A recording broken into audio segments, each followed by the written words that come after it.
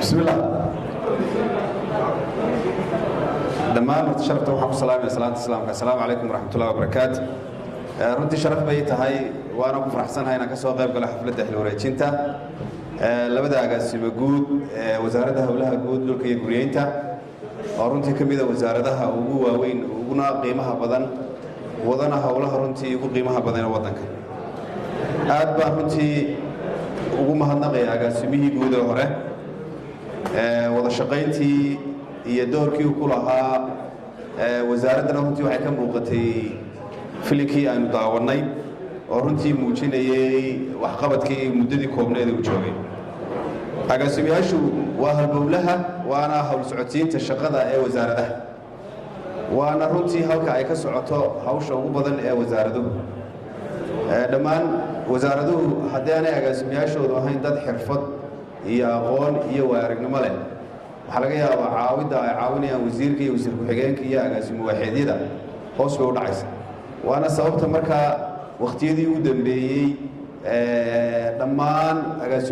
agaasimayaasha guud ay u noqdeen niman dhalinyara oo aqoon-yahano ah oo howlkar ah oo runtii ka qayb qaadanaya hawl socodsiintaas xeerka shaqaalaha dowladdu dhowaan madaxweynuhu uu ansixiyey agaasimayaasha guud wuxuu ka dhigay shaqaale dowladeed waxaanu ka dhigay dad technically aqoon ahaan iyo waaragnimo ahaan ku kordhiya wasaaradaha hadhow hadday ka tagaan meeshana ka sii mid noqdo shaqaalaweynaha qaranka si yacni hawsha ay wadeen iyo waxay wadeen looga warhayo sidaa daraaddeed agaasimihii hore runtii aad baan u ammaanayaa muddo kooban baan wada shaqaynay waxaan ku wada jirnay guddiyo fara badan mar kasta dadaalkiisa waxaan ka xusayaa sida wakhtiga uu ilaalin jiray runtii shirarka aanu gelayno iyo goobahaan iskugu imanayno iyo mar kasta siduu wasaaraddiisa ugu koobnaanayay howlqabadka ay waddo iyo shaqada ay qabato waxaa laga yaaba wasaaradaha kale ama agaasimayaasha kale howlaha ay wada wadaan iyo waxyaabaha ay wada qabtaan ee isku midka ah ee wasaaradu maadaama ay iskabaan in wasaaradda howlaha guud runtii ay ka mid ahayd wasaaradaha ugu badan ee wada shaqaynta aanu wadnay runtii aad baan u qirayaa agaasime cabdilaahi jiire muddada koobneed ee uu joogay inuu wax weyn ku soo kordhiyey wasaaradda iyo qarankaba maalintii aan maqlay xilka qaadistiisa oo ay sunnaha dowladeeda iska tahayna runtii kuma farxin shakhsi ahaan guddoomiye ahaan sababtuna waxay ahayd wuxuu ka mid ahaa runtii raggii aanu wada wadnay agaasimayaashii aanu wada wadnay howlaha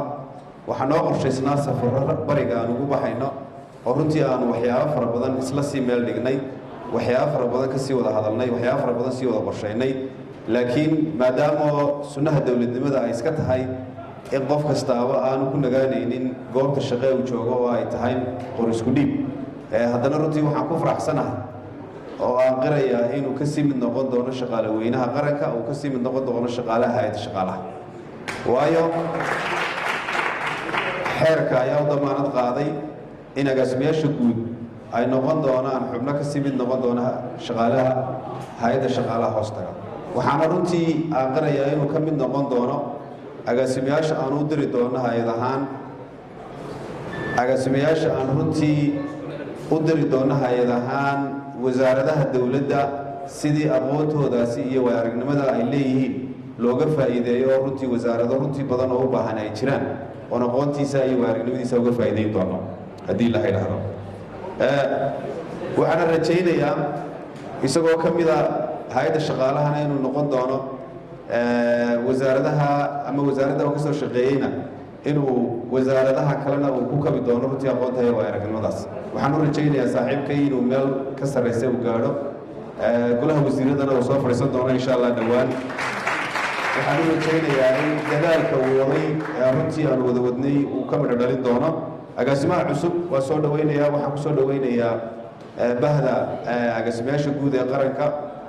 waxaan ku soo dhawaynayaa xukuumadda oo runtii oo wasaarad qiimo badan uu runtii loo igmaday inuu hogaamiyo kadib markii aqoontiisii waa aragnimadiisa madaxweynuhuna oo ku qancay waxaana rajaynayaa inuu ka sii amba qaadi doono halka agaasimihii hore iyo wasiirkii wasiir ku-xigeenku ay soo gaadhsiiyeen oo gaadhsiin doono wasaaradda runtii meel ka qiimo badan dhammaan shaqaalweynaha waxaan rajaynayaa inay soo dhoweeyaan agaasimaha guud oo ay la shaqeeyaan gaar ahaan agaasimo waaxeedyadu maadaama yihiin cududa agaasimaha guud uu ku duulayo inay si dhow ula shaqeeyaan sidii ay ula shaqeeyeen agaasimihii hore agaasimaha horena runtii waan ammaanayaa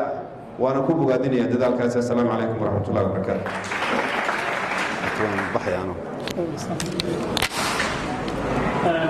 gudoomiyaha shaqaalaha isna fasaxeynaa wasaaradayda fisikafta maanta dhutadastiyoomay daraga waslaalakeen isman ulaalakay baashna suqaaya keentay lagaan sheegay markan waxaan soo dhaweynayaa sheekh saleebaan oo kelmad kooban siinayo maanleeyahay nuhrin soo dhow iina soo koob